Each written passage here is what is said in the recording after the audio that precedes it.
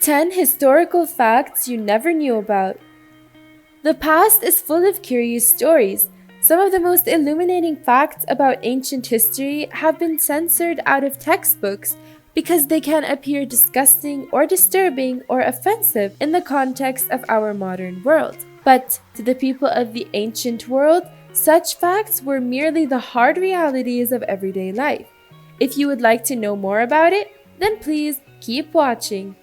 Number 1. Alexander the Great was accidentally buried alive. Alexander the Great was king of Macedonia between 336 and 323 BC. During that time, he conquered an empire that stretched from the Balkans to modern-day Pakistan. In June 323, he was living in Babylon when, after a brief illness that caused fever and paralysis, after 12 days of excruciating pain, he seemingly passed away. However, his corpse didn't show any signs of rot or decomposition for a whole 6 days. Modern-day scientists believe that it's possible that Alexander actually died of Guillain-Barré syndrome. The condition may have left Alexander in a deep coma that may have led doctors to declare mistakenly that he was dead, something that would explain why his corpse supposedly didn't decompose quickly. Basically, he was horrifically buried alive. Number 2. There were female gladiators.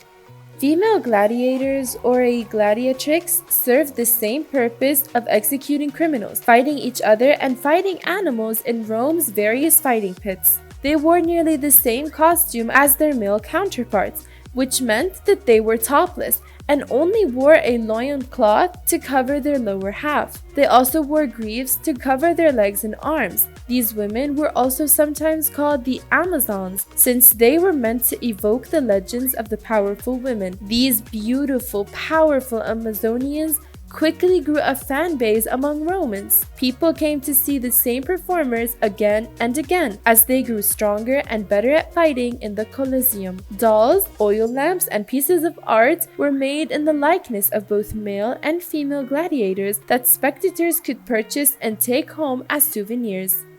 Number 3. Execution by elephants.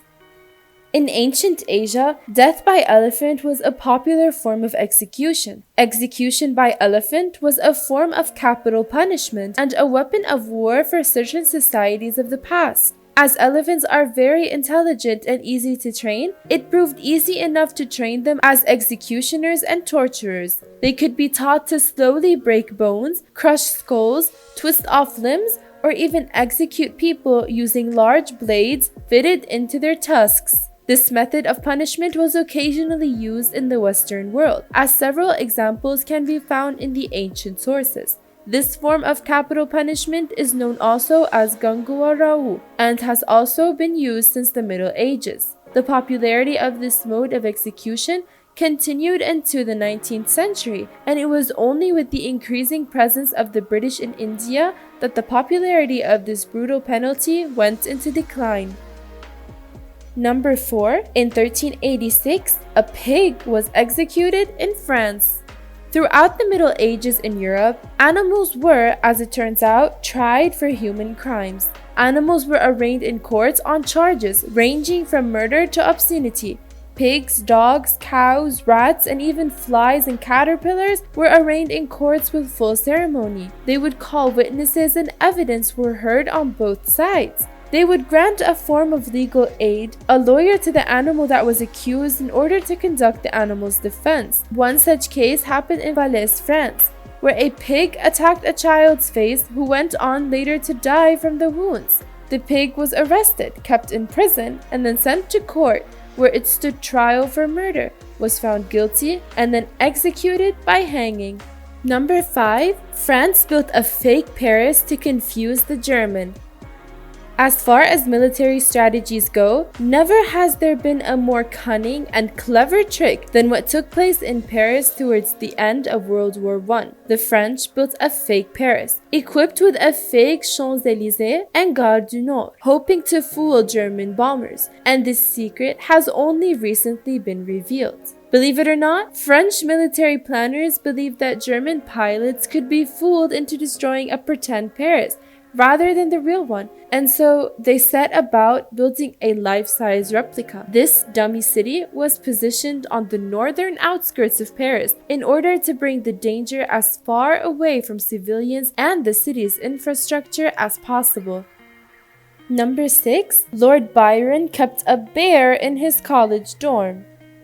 Lord Byron was one of the greatest British poets of all times and was a key figure in the Romantic movement. The genius writer had a troubled childhood. Being abandoned by his father, he was raised by a schizophrenic mother and an abusing maid. It is safe to say that these events were key to his flamboyant, devil-may-care attitude and undisciplined behavior evident in his later life. He was an animal lover and had a dog of his own which he loved so much. When he grew up, he attended Trinity College, Cambridge, from 1805 to 1808. At this time, according to the statutes of the college, dogs were not allowed to be kept at the college grounds. Lord Byron was angry with the college rules, so he brought a tame bear as a pet. The college authorities had an argument with the poet, but since there was no mention of pet bears in the statutes of the college, they had no legal right to expel the bear or the owner. To parade his victory and gloat to the powers that be, Byron often took his bear for walks around campus on a lead. Number 7. 46 BC was 445 days long and is the longest year in human history. What was the longest year in history? It sounds like a silly question, but it's not. There is a correct answer. It was 46 BC. Julius Caesar stretched that year out to a whooping size. He wanted to make the following year begin at the right time again, that is, after the winter solstice. Using the best astronomy and mathematics of the time, Caesar tinkered the old Roman calendar to make it fit the reality of the solar year. That's the year of 365 days that we take for granted today. We still divide it into 12 months and still call them by their Roman names. But to begin this new measure of time, Caesar declared a traditional year of 445 days. It was known as the last year of confusion. People began the year 46 making plans in the usual way, but suddenly they were told the year would have 3 additional months. Number 8. Victorian's post-mortem photography. The Victorian era was a pretty morbid time in human history. One of the most unsettling traditions of the era was the practice of post-mortem photography.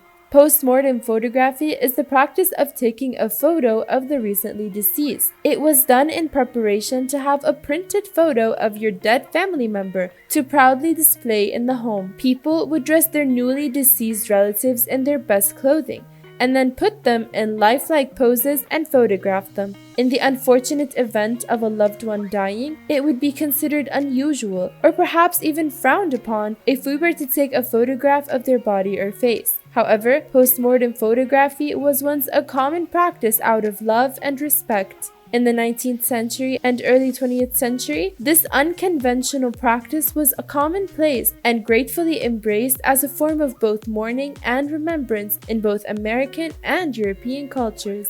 Number 9. People were buried alive so often that bells were attached to their coffins. Taphophobia, the fear of being buried alive, disseminated quickly, and mistaken death preceding a live burial was to be avoided at all costs. The pandemic of doubt spread across Europe, the United Kingdom, and the United States, sparking a century's worth of both grotesque and ingenious devices to ease the living mind of any doubt associated with live burials. For that safety, coffins were made. These coffins mostly consisted of some type of device for communication to the outside world, such as a cord attached to a bell that the interred person could ring should they revive after the burial. Number 10. In ancient Rome, urine was used as a mouthwash. In the Roman Empire, it was normal to use human and animal urine as a mouthwash of sorts. Sounds gross, right? Definitely. But back in the day, people noticed that urine helps maintaining healthy and strong teeth. In fact, it even makes teeth whiter. It is because of ammonia, which forms as bacteria break down urea. Ammonia is used in many commercial cleaning products as well as many pharmaceutical products. Urine also contains various salts and crystals that are good at removing dirt from one's teeth. Today's scientists say that it was probably rather effective, and that is why people from Roman Empire use this method daily.